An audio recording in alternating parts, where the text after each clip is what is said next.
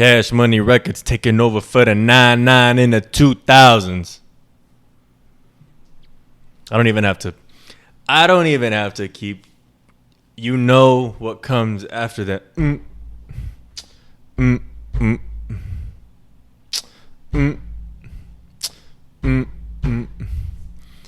One of the greatest songs of all time has to be Welcome to Box of Chocolates. I believe I'm a couple weeks behind. I think the last episode I posted was me and my friend Walt, which was a really good conversation.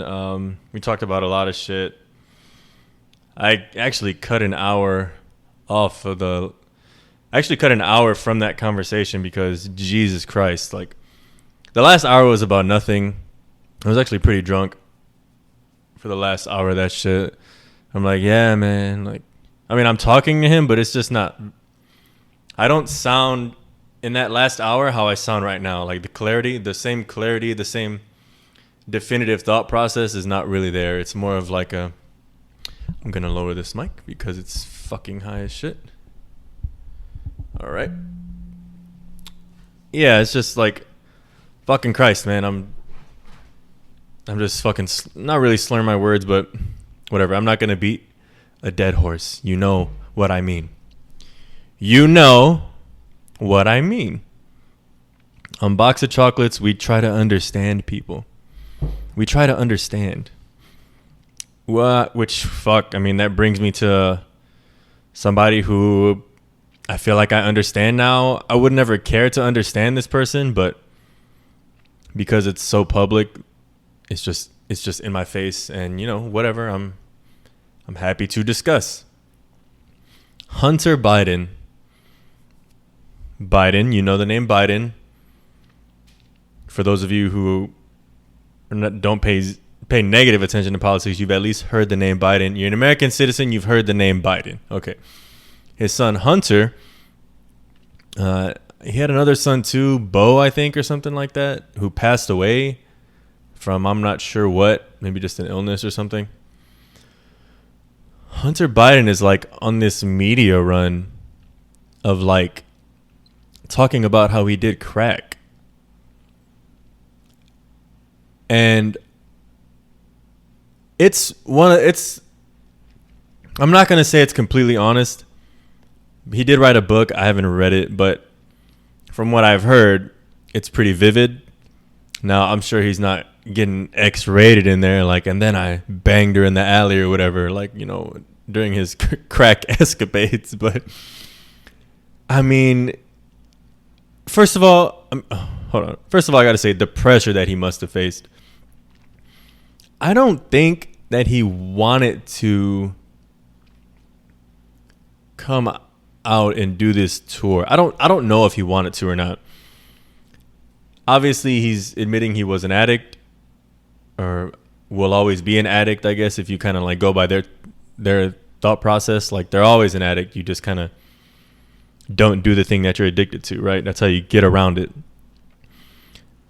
But I swear, like, his dad, the president, and like a group of like PR people, they must have like sat him down mafia style and been like, hey man, you're going to talk about this. I had dry mouth. Like, we need to get ahead of this. That's what they always say, right? We need to get ahead of this. And he must have just been like, I mean, this dude seems so open. I don't know if he's always been that way. I don't know anything about him other than what I've been seeing in the last week. But he's literally on Jimmy Kimmel cracking jokes about how he did crack. I've never seen no shit like that before.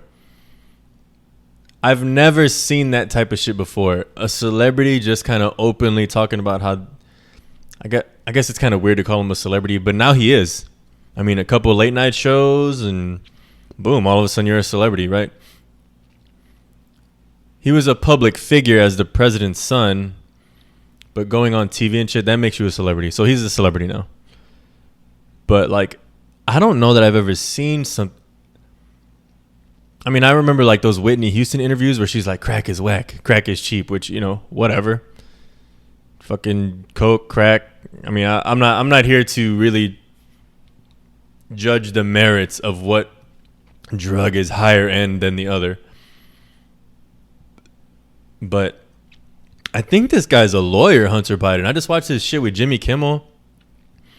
And I'm going to try to inject some of this shit into this video. I need to start putting the videos like into the fucking thing. I think that'll help, but hopefully my words paint the picture, right? Paint the picture for you. This motherfucker's on Jimmy Kimmel, and Jimmy Kimmel's like, yeah, man, like, so what's up with crack? And Hunter's like, shit, it was crazy. Like, it's a very open discussion about how the president's son was a crack addict. What's crazier than that, what's crazier than that to me is how he fucked his brother, he fucked his dead brother's wife. Now, I know the way I talk is very like pointed and it's not like the smoothest thing. Like I could have put that in nicer terms. Like he fell, like his brother's wife, and he found one another in the sorrow, and from there a romance grew. Like you could I mean, it's just narrative at that point, right? Narrative, which is, you know, whatever. But he fucked his dead brother's wife. He does not get any props for that. That is a fucking shameful thing to do. I saw one clip of him explaining, I think it was like 60 minutes or something. Like, I don't even know. Some old lady was interviewing him, and he was like, yeah, I basically talking about how he was fucking his dead brother's wife and how they bonded through the sorrow or whatever. I'm like, dude, you were fucking your dead brother's wife. Like,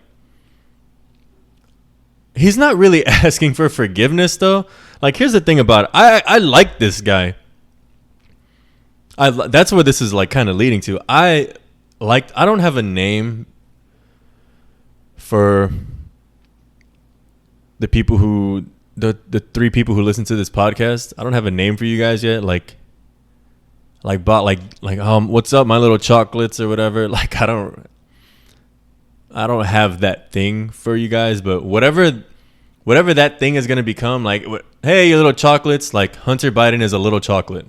He is a part of this fucking crew now. This dude is so obviously not on his high horse. And you know how I love that shit when people are not on their high horse. Look at these glasses, by the way. Very nice. But he's just like throwing it all on the fucking line.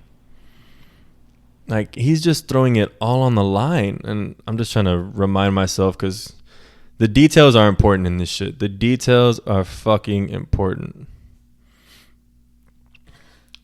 But I mean, yeah, he was fucking his brother's wife. That's insane. That's like, I mean, dude, it's unacceptable. But like I said, he's not asking for forgiveness.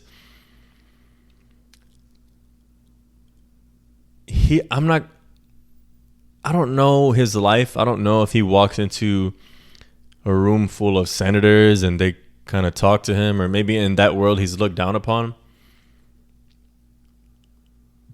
He's more like humanized now. He's not that a politician is like a deity, but you know, it's like, whoa, the president's family, and it's not like it's the Obamas. It's like, whoa, shit, like the fucking Obamas. Like now that's like the Bidens, right? Like that's the presidential family. He is so one of us now, and by one of us I just mean like a person that feels accessible, that has had problems. There was this one part of the Jimmy Kimmel like little clip. It was like 9 minutes or something long. It was pretty cool. It was pretty funny exchange, honestly. Like the guy, life has made this motherfucker funny. Like he can't be too funny about it, because then it's like, you're just like, bro, like you don't want to like glorify smoking crack, obviously. So he can only take the humor so far, but you could tell this guy has a fucking amazing sense of humor. But at the end of the interview, Jimmy Kimmel was like, oh, and your dad said what to you? And he's like, I'm fucking sweeping past a lot of details here, but the details are not really important. But Jimmy's like, oh, and your dad like kind of helped in a certain situation. And Jimmy's like, your dad always knows the right thing to say. And like in that moment, you saw Hunter wanted to be like, I just felt like he wanted to just break character, because he, to an extent, he is playing a character, like putting on this face and talking about his problems in a certain way. I just feel like he wanted to, like, hey, your dad, Jimmy's like, your dad always knows the right thing to say. And Hunter just wanted to be like, the fuck he does. I was addicted to crack. Like, I mean, clearly, Papa Biden didn't do something right. I'm just laughing. Like, for Jimmy to say that, and like Hunter was just like, he was just like, yeah, like that was like the crack in him that I saw, where it's just like, dude, you don't even know how like behind the scenes, like this motherfucker is a monster or whatever. I'm not saying that. I respect the commander in chief, but I'm just like, I just feel in my soul that Hunter just wanted to be like, fuck no, man. Like, I was addicted to crack. Like, let me ask you something, bro. If your kids were addicted to crack, wouldn't you feel like you went wrong somewhere? Like, maybe you always didn't have the right thing to say. Fuck. As a parent, you should take a lot of the responsibility for the shit that your kids do. At the end of the day, they're their own person, so you can't physically like control somebody or want things for them. I mean, like, they don't want the same things you want. You can't physically control them. Like, they're going to be their own person. But I mean, at the end of the day, like, I mean, no parent is perfect, I guess, right? Like, what a weird thing to say. Like, your dad always knows the right thing to say. Like, Hunter was just like you could, I feel like I saw it in his face where he just wanted to be like, fuck no, man. Like, but I mean, again, props to him for talking about all this shit, writing a book about it called Beautiful Things. I mean, whatever. That just sounds stupid to me, but Beautiful Things. Like, all right. And then like the cover of the book is like he's a little baby and he's holding a man's hand. You know, obviously it's like, hey, look at me. I'm the son of the current president. I'm not saying he's doing it in a, hey, look at me fashion for attention. I'm saying like, I don't know, what is that, like buzz or something? Like, yeah, look at how I'm on the cover of this book with my dad holding hand and we're going to talk about beautiful things or whatever. Like, that's just a weird, I don't know. Like, the whole thing is fucking crazy. Like, it's just fucking bananas. Like, the shit about him and his brother's wife is just insane. I would have loved to be, honestly, let me just be honest.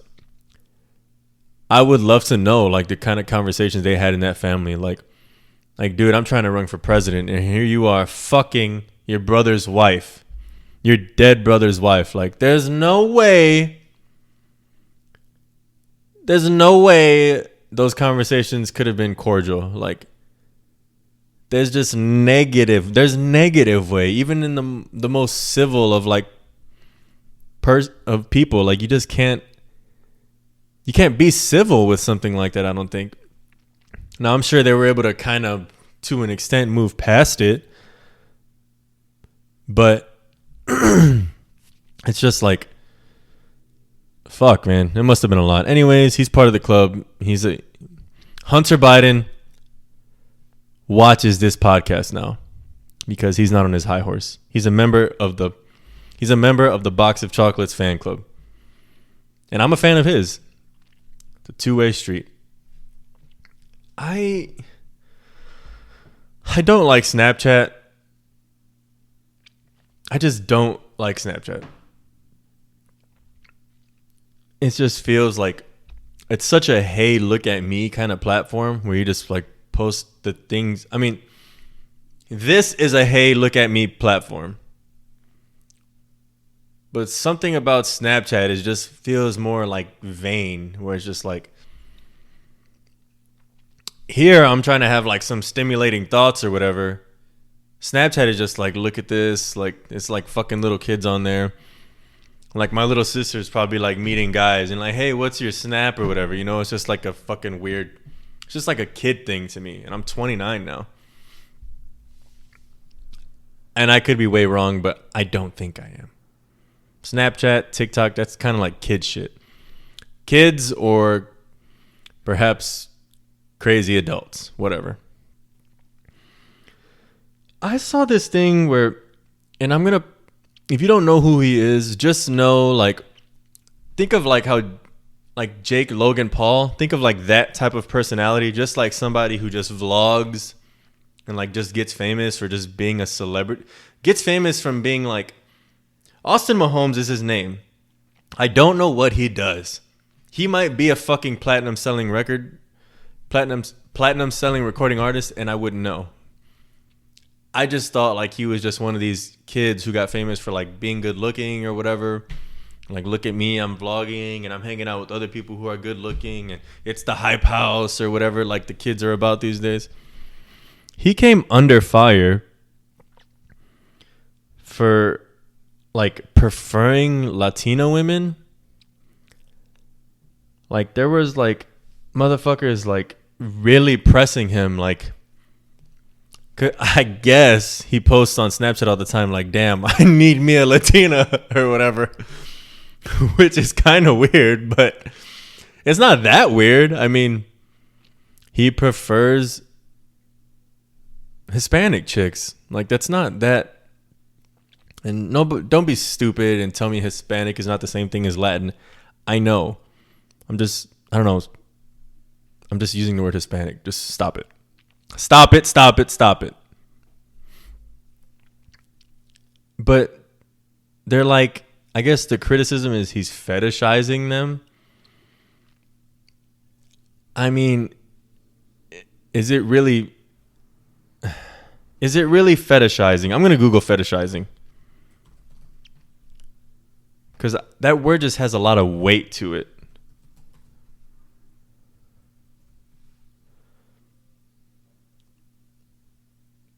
A fetish is an object believed. Fetishism. Okay, a fetish is an object believed to have supernatural powers, or in particular, a human-made object that has power over others. Essentially, fetishism is the attribute of inherent value or powers to an object. I mean, that doesn't even sound that bad. That honestly sounds kind of nice. Okay, fetish, a form of sexual desire in which gratification is linked to an abnormal degree to a particular object. Yeah, okay. An inanimate. Are they trying to say that he's... Okay, I guess they're trying to say that he's objectifying Latin women, but how though? I mean, when I say objectifying, I mean like he's trying to say that they're like, he's like dehumanizing them, basically. Degrade to the status of a mere object expressed in a concrete form. Yeah, like, I don't know that. I mean, it just seems like weak criticism to me. It just seems like really, really stupid criticism. I mean, there's a lot of things that people deserve to be criticized for. Loving Latina women. I mean, he can have them. I don't want them. Just kidding. But seriously though, like, who cares, man? Like, and it's always like the people doing this heavy criticisms is just like, it's just, you can. I mean, you can, but somebody can call you out on something. Like, it's just an inescapable. It's just like when you point the finger, 10 point back at you. Isn't that how the phrase goes? You understand what I mean? It's stupid. That's a stupid fucking criticism. I actually watched like this whole Snapchat story. And to do that, you have to like watch ads. So I was, okay, Austin Mahomes under fire. Under fire. Like, that is fucking dramatic. But that's how Snapchat is. That's how social media is, right? You operate on buzz. Like, I should title this podcast Hunter Biden fucking crackhead, right? If I'm trying to be like real buzzworthy or whatever. But it's just to be under fire. I was like, he's under fire for that? So I like watched the whole thing, and it's basically like Austin Mahomes just being over and over again. Oh man, I just need me a Latina. Damn, really want a Latina. If only I had a Latina. Like, that's stupid. That's a stupid thing to criticize somebody for. I took pre-workout today. I feel like I'm dehydrated now, so excuse me. But yeah, I mean, that's just stupid. And I just had to talk about that because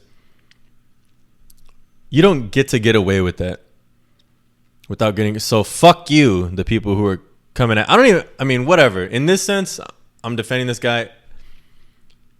I hear his name once every 6 months just from being on social media, once every year. I think he was more big like when Vine and shit was out. I don't know, man. The point is, fuck the criticism of him wanting a Latina woman. That's fucking stupid. Deshaun Watson. Dude.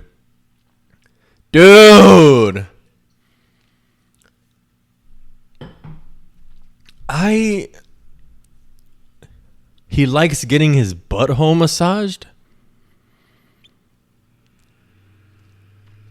Like butthole, like penetrated, massaged. I mean,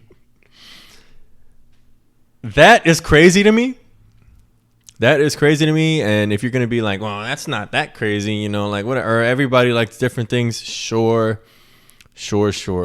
But it is weird to think of an NFL quarterback just laying on the massage table and be like, now finger my butthole. Or just like, you know, when they're like on, if you've received a massage, you're just like telling them just like lower. And then you just keep like guiding them until their fingers are in your asshole. Which I guess he was like, he would get massages and basically just like sexually harass and assault women. Which, you know, the assault comes when it turns physical. So you read like these stories and it's like he was like grabbing his dick and like rubbing it on them and like grabbing their hands and moving it to his dick. And this dude probably got away with this. I mean, I don't know how many years. It's probably been quite a few years of him doing this now. And I swear to you, I'm a good guesser. I really am a fucking good guesser.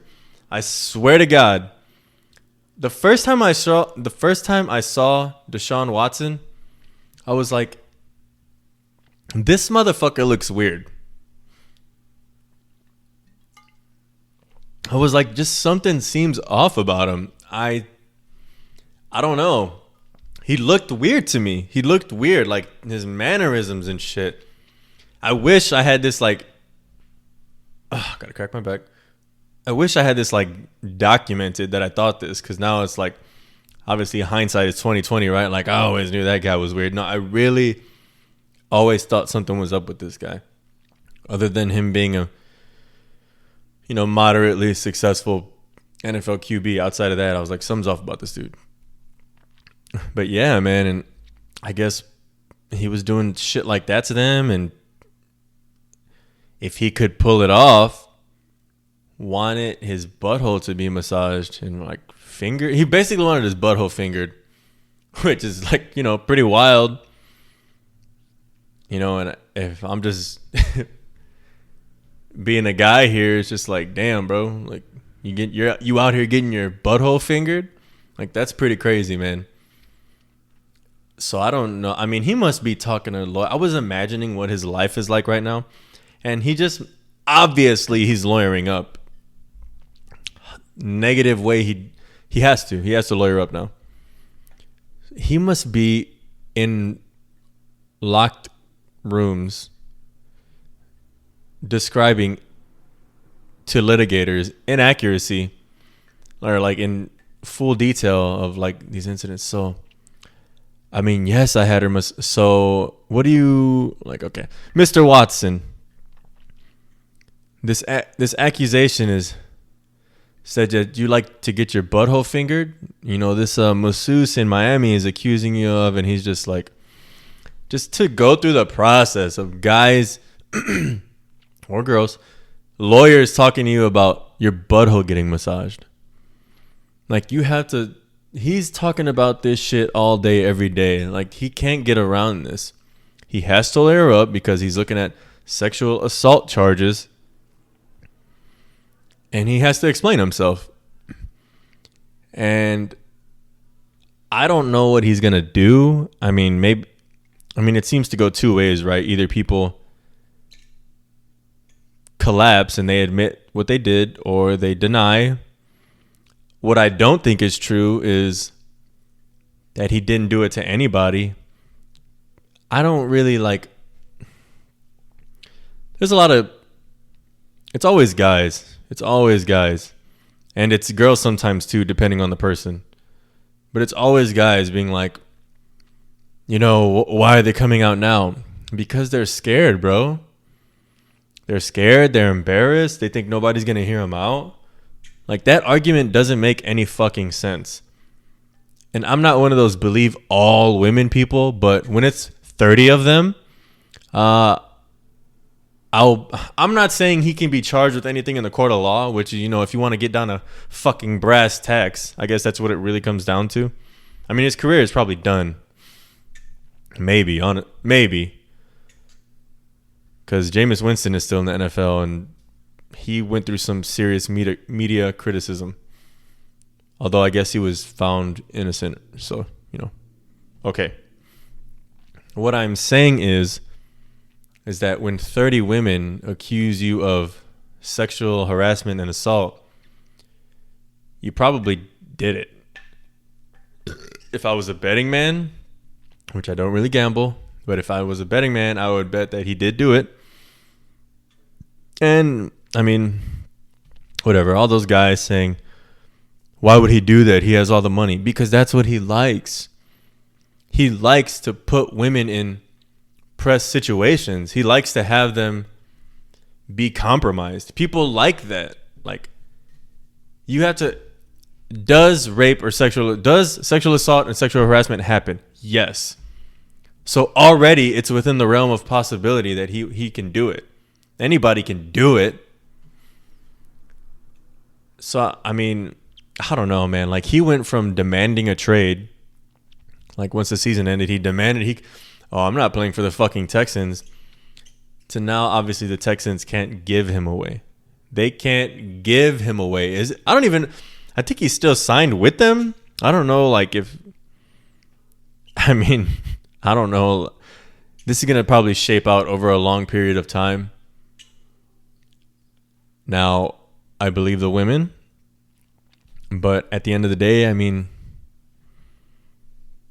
to get somebody legally in trouble over he said, she said, that seems like a difficult task for a lawyer. That's what they do, right? They defend, they attack, whatever. They're going to have to work that shit out, but it's pretty fucking bananas. All right. Oh, here's what I wrote down. Stop saying COVID every time somebody sneezes.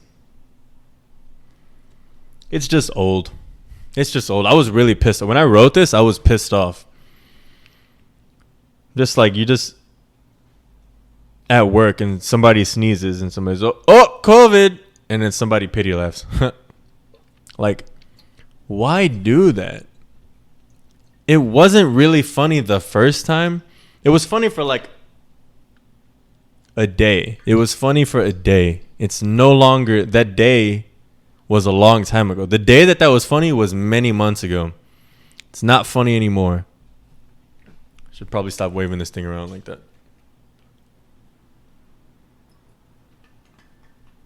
But it's not funny. And I'm not saying it's not funny because COVID's, COVID's not a joke. You shouldn't joke. No. I'm just saying the joke is unfunny. The joke of it is unfunny. And it just gets less funny every time you fucking say it. I saw this video of I guess this black dude who worked for I don't know, Balenciaga or some fucking high-end fashion shit. And I guess he got I guess he jaywalked. And from the jaywalking incident, they had him he was shopping or whatever, or coming out of a store. They had him drop his bags. They were like searching him, like asking for. I mean, look. If you jaywalk, you can get a fucking ticket. All right. So I guess in that situation, they have to ID you because they have to know who the fuck they're giving a ticket to, if that's the route that they're gonna take. But the part of that video that I found, to be honest,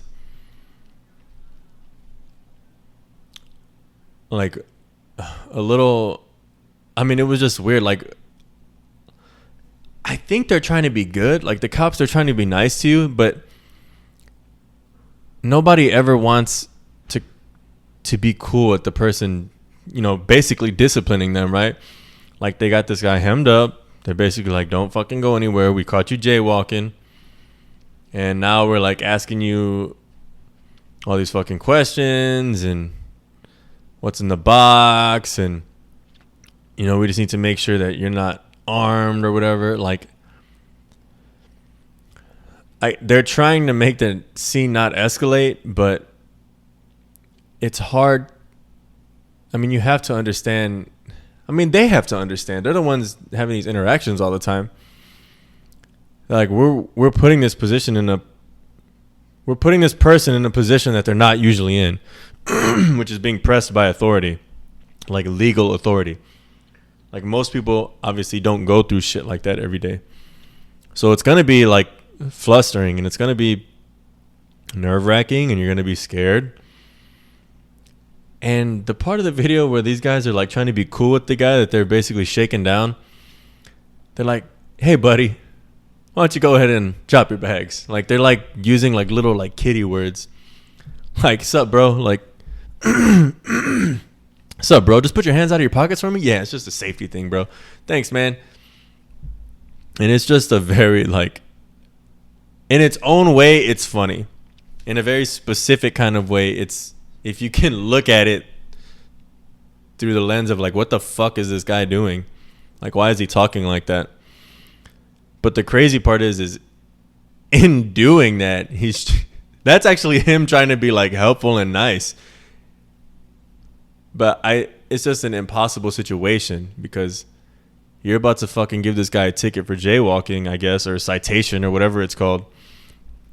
And now but at the same, in the same stroke, you're trying to also like use like buddy language or whatever. It's just a fucking odd thing. I mean, you know, the thing to do would be just to be like, hey, you jaywalked, citation. All right, like, keep doing what you were doing. But now it's like gone so far, I guess, police policy to just be like, we got to secure the situation. So already motherfuckers are being handcuffed just off of that. Like, because they can only guarantee security of the situation if you're in fucking handcuffs, which is dramatic. I mean, that's a dramatic thing to do. You're now in a dramatic situation. Like, if I got pulled over and the cops were like, hey, your tags are expired or whatever, like, let me put you in handcuffs real quick, I would be like, fucking goddamn. Like, this doesn't feel necessary. You know, which is obviously, I mean, I'm not going to get into the whole police brutality shit right now. I think the media is doing a good enough job of covering that for everybody. I'm obviously against it. I mean, I don't know. What is there to say? But anyways, pray I figure out how to fucking put this video inside of this video. I guess I have to, like, because I'm watching this shit off of YouTube. So I don't know if I can, maybe I'm going to have to, like, get the video from somewhere, put it onto something, and then somehow place it into my video editing app. And then obviously, you know, from there I fucking do my business and get shit squared away. Oh my God. Ben Askren, MMA fighter, KO'd by Jake Paul, the younger brother. And it's not surprising. I think if you thought Ben Askren was going to win, you're pretty lost. He's a retired MMA fighter who's going up against somebody who is like clearly like rapidly gaining skills as a boxer, and then he went to box him. He went to box the boxer. He was destined to lose, but I think he made $500K just from the fight alone. But anyways, like the point of that is like sometimes the bully wins. Like Jake Paul is just a fucking bully. I mean, that's really what it comes down to. He likes to talk shit. He likes to try to humiliate people. And that's it. The bully won. The bully is ready for you. In real life, a lot of the times, the bully is ready for you.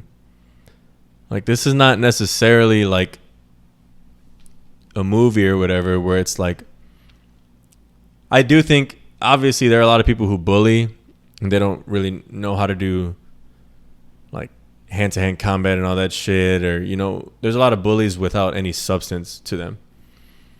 But if you see this guy in the ring every day, training, you know, doing 2-a-days, running behind the car for 3 miles, you know, like making sure he gets his cardio in, like that is a legitimate bully.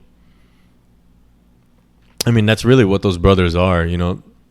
Logan seems more like grounded these days. I mean, I think he's had some things occur to him that are like humbling. I don't think Jake has really had that experience yet. So, I mean, until that happens, he's going to act up. Like, he's going to fucking turn up. And, I mean, that's it. Ben Askren got knocked out. And if you look at, like, the photos, like, the pre-fight photos, the weigh-in where, like, Ben Askren has his shirt off, and his body is worse than mine. And he's more capable than me, obviously, of fucking physical combat, but just off of looks, like, he looked terrible. He looked completely out of shape, super high body fat percentage. Like, he didn't train. He did not train for the fight. And even leading up to it, he was like, yeah, if Jake's a good boxer, I'm probably going to lose. He knew he wasn't going to win. He knew he wasn't going to win. I don't really know how the beef started or whatever, but I mean, how he knew he wasn't going to win that fight. I think in the beginning he did think he would win, because if you're an MMA fighter who's been in the UFC, like, obviously you have to feel pretty confident about your skills versus somebody you see as just a fucking civilian. But obviously the fucking reality was a lot different. Jake Paul fucking knocked him out in the first round. People are saying he took a dive. I mean, that just doesn't make sense. I mean, it only makes sense that the boxer won the boxing match. And people are like, he's not a boxer. Yes, he is. If all you do all day is box multiple times for a couple of years, you're pretty much a boxer. He may not be Manny Pacquiao, Floyd Mayweather boxer, but he's a fucking fighter, and he'll fuck you up. And that's what happened to Ben Askren. Short episode this week. I'm gonna hop off. There's a new character in the game that I like to play, Smite. Gilgamesh. He's fucking overpowered, just like all new video game characters are. And they give him to you overpowered, and only after everybody complains do they fucking debuff him. Do they fucking nerf him, basically. Smite is the fucking worst game in the world. I don't know why I keep playing it. There's something so fun about it, but also it's fucking trash. The servers never work. It's just garbage half the time. But somehow I keep playing it. But I tweet at them every now and then. About once a month I tweet at them, and I remind them that I've been playing video games for probably 26 years of my life. This is the worst game I've ever played in terms of just readiness. Like, it's just down all the time. They always say that they post this one message, Smite is in high demand. Basically, like, the servers are overloaded. But that doesn't make sense because there can't be more than 50,000 people on that game at a time. I don't believe that. So it's like, it's not that Smite is in high demand. It's that your servers are fucking shit. And they can't support even a low population of players. Like, the game is not that popular. Hi-Rez has only made games that aren't that good. Smite. There's this one other shooter that hasn't blown up. I mean, I think they have another game that's like a fucking shittier version of Overwatch. Like, none of it makes sense. Hi-Rez is fucking garbage. I'm going to maintain this opinion until the shit starts working how it should. Anyways, box of chocolates. This is the end of the episode. I'm out.